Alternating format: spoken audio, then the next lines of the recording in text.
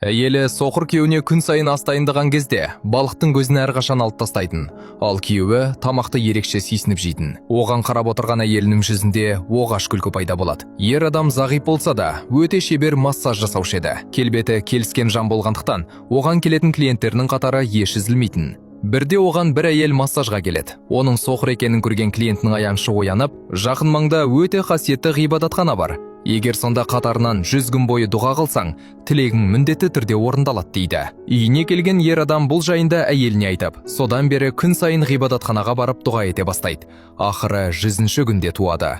Ер адам толқи отырып көзін ашады, бірақ айнала әлі де тас қараңғы еді. Ол қатты таусылып үйіне қайтады.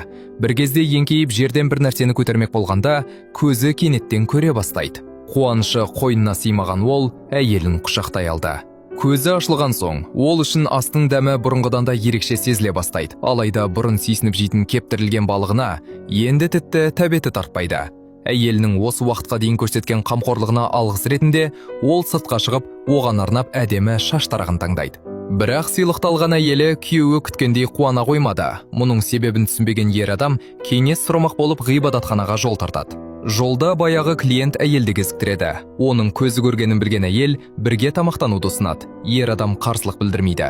Сол сәтте әйел оған жақындап махаббатын білдіреді. Оның сұлулығына арбалған ер адам бұл сезімнен бас тарта алмай қалды. Дәл сол мезетте әйелі сап етіп келіп, күйеуін жерге жығып, оны аяусыз қайта соқыр етеді. Келесі сәтте ер адам шошып оянды. Өзінің әлі де көрмейтінін түсініп, бұның тек түс болғанына жеңілдеп қалады. Алайда ол жанындағы үстелдің түсінде өзі сатып алған сол баяғы тарақтың жатқанынан бейхабар еді. Дораманың атауы «Страшный человек».